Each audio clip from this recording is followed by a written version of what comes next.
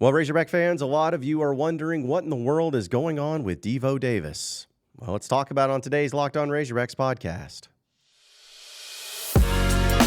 You are Locked On Razorbacks, your daily podcast on the Arkansas Razorbacks, part of the Locked On Podcast Network, your team every day.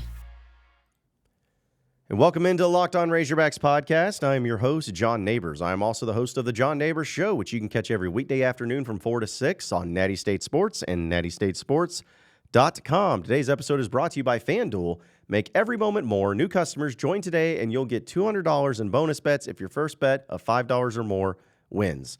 Visit FanDuel.com/lockedon to get started. Hope everybody's having a wonderful Monday/Tuesday, depending on when you're listening and watching this. As I will admit, I have been dealing with a lot of congestion, as you can probably tell from my voice. Fun. Yeah, it sounds so great when it's all happening at this point in time and when you talk for a living. It's like I just feel like I can never really fully get healthy. It's so annoying, but it's the way it goes. So bear with me on it. If I have a coughing attack, I'll try to chug some water, put a cough drop in, and hope for the best. But either way, we got a lot to get to here on the podcast today and trying to make sense of a lot of these things. And I wanted to start off by first saying that what we're going to discuss, and at least what we're going to bring up and talk about dealing with Devo Davis, is a very unique and very touchy subject. Because there's just a lot of opinions that are getting thrown around right now about what's going on, what's happening, what's not happening, whatever it may be. And it's been really, I don't want to say disappointing, but it's certainly been a tough thing to really wrap our minds around. Because let's be honest, anytime that you have a player like Devo Davis, of the caliber of Devo Davis, who's meant so much to the University of Arkansas and the program as long as Devo Davis has, and then he's just no longer on the team and he leaves the program, what are you supposed to make from that, We have no reason, at least at the time of the recording of this podcast. We have no idea what's going on. We have no idea if it's basketball related or not. We just know that Arkansas is one of their more iconic players that they've had, not only from the University of Arkansas, but from the state of Arkansas, has left the team in the middle of the season. That's all we know. And it's disappointing for numerous amount of reasons. Not only is it disappointing in the fact that Devo's meant so much to the program itself and has meant so much to Arkansas and has meant so much to what the team has done and accomplished under Eric Musselman over the past few seasons. But it's sad because no matter what is going on, no matter what is happening, it's a bad thing. It's a bad thing for Arkansas fans. It's a bad thing for Muss. It's a bad thing for the team. But most importantly, it's a bad thing for Devo Davis. Because Devo Davis, at the end of the day, is still a very great player who plays basketball and has played basketball for virtually his entire life. And so for him to step away from the game of basketball, it's got to be something that's very serious. Because again, that's who he is. That's what he does. He's a basketball player. He's done that for pretty much his whole life. Something that I know just talking to him and hearing things that he had to say is that he wanted to take this and make it his career, make it his job, to be a basketball player. That's what he wanted. So for him to step away, it's got to be pretty serious. And regardless of what it is, whether it's on the court, off the court, whatever, take him away from that's something that's given him so much joy is problematic. It's troubling, and it's sad. Honestly, whatever's going on, I really wish Devo Davis nothing but the best. I hope whatever's going on in his life, he can find some sort of healing in it. I'm hoping that whatever he's going through, he comes out on the better end or on the other end better for it. I hope that whatever it is, it ends up being great for everybody involved. But I also understand the interest that people have, you, the listener, and also me, of what happened, how it happened, what's going on, and will there be a chance for Devo to rejoin the team at any point in time? If you're asking me, I don't think Devo's ever going to be playing basketball for Arkansas again. Just my opinion. I think it's over with. And the fact that Devo is going to have it end like this is also what's really sad.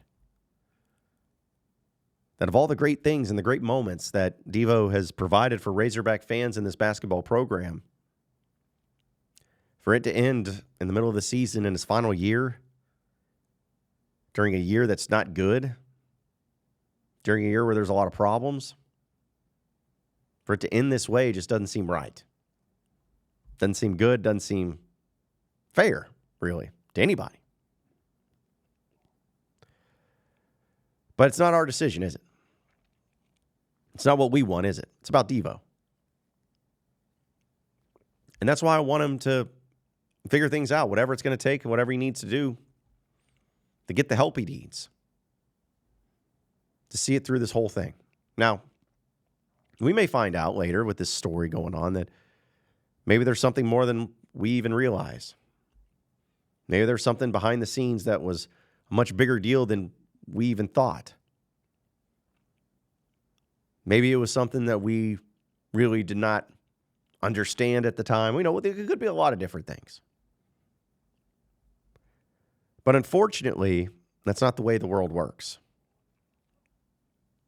Unfortunately, when we get vague messages, like he just left the program, 20 minutes before, or even not even that, right before the game starts against Kentucky, and there's no follow-up, there's no message, there's no nothing, what's going to start happening?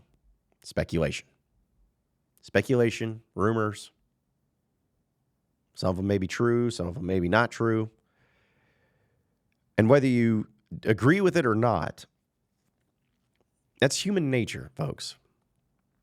That's human nature. We are a curious bunch, aren't we?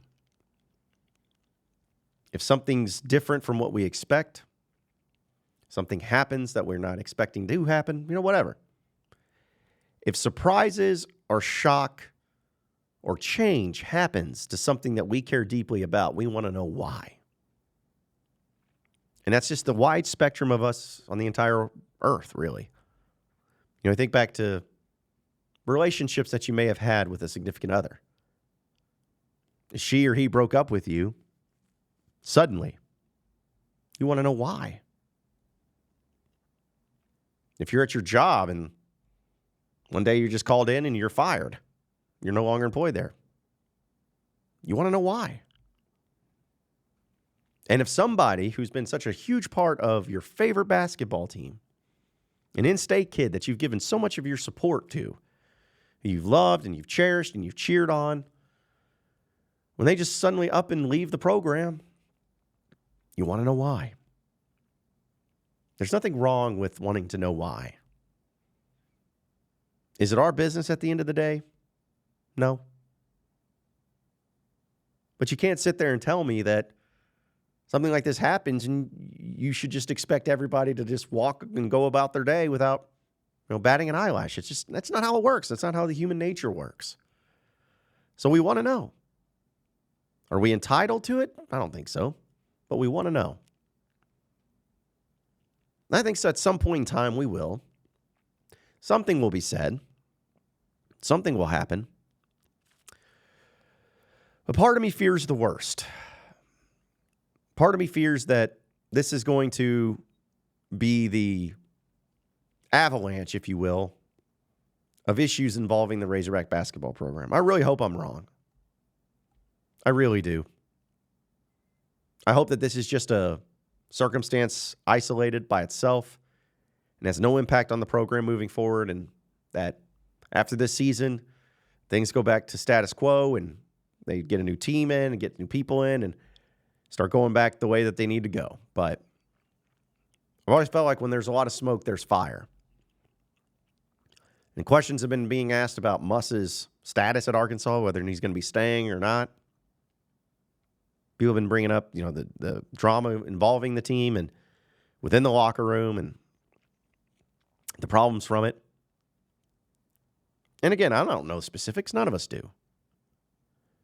But when you can see the results on the court being so awful from what it is now, when it has never been this awful, you start to really contemplate maybe, just maybe, this is going to turn into a bigger crap sandwich for Razorback basketball.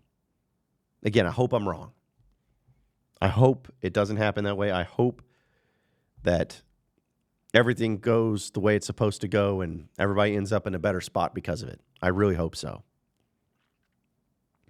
But just to reiterate, folks, I hope Devo's all right, which I know he is. We've had some people reach out and check on him, and he's fine. And on as far as, his health and physically and as far as mentally goes too. But we wish him nothing but the best. And I'm going to miss seeing him play. I mean, plain and simple. Going to miss seeing him play. And hopefully whatever help he needs, he ends up getting. But I just wanted to share my 2 cents on the matter. Not that you needed it. But, hey, listen, it's the Super Bowl, right?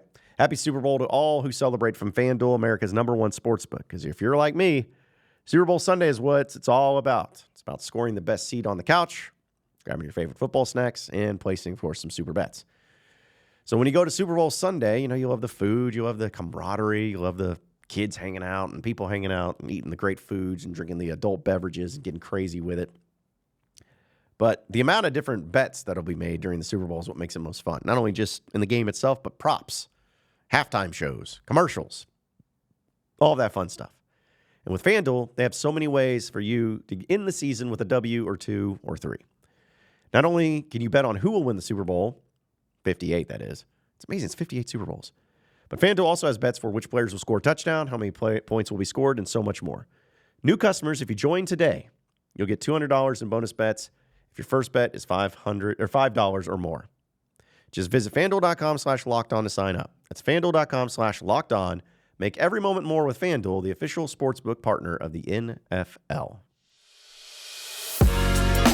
You are Locked On Razorbacks, your daily podcast on the Arkansas Razorbacks, part of the Locked On Podcast Network, your team every day.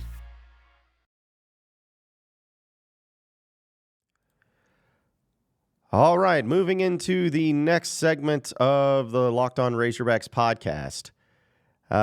Listen, I know that it's been a crazy time for basketball, and sorry, I was actually trying to pop in a cough drop during that time. I know it's been a crazy time for basketball, but I will say that the basketball team actually had their game against Kentucky on Saturday, and it was better. It was better than maybe what people were expecting, myself included. But Arkansas still lost. And with the news surrounding everything that was been going on with Arkansas and, the problems that they've been having with the locker room and everything like that, to be honest, I wasn't really feeling like they were going to come out and perform well at all. But they did better for what it's worth. No moral victories, but they did better. They lost 63-57. And Arkansas actually had a lead at halftime. They were up 26-24. Defensively, they played much better, and I think even Muss talked about it in his press conference afterwards. That was the best connection and chemistry that they had defensively that they've had all season long. But unfortunately, it wasn't enough. Arkansas went 33% from the field, 21% from three.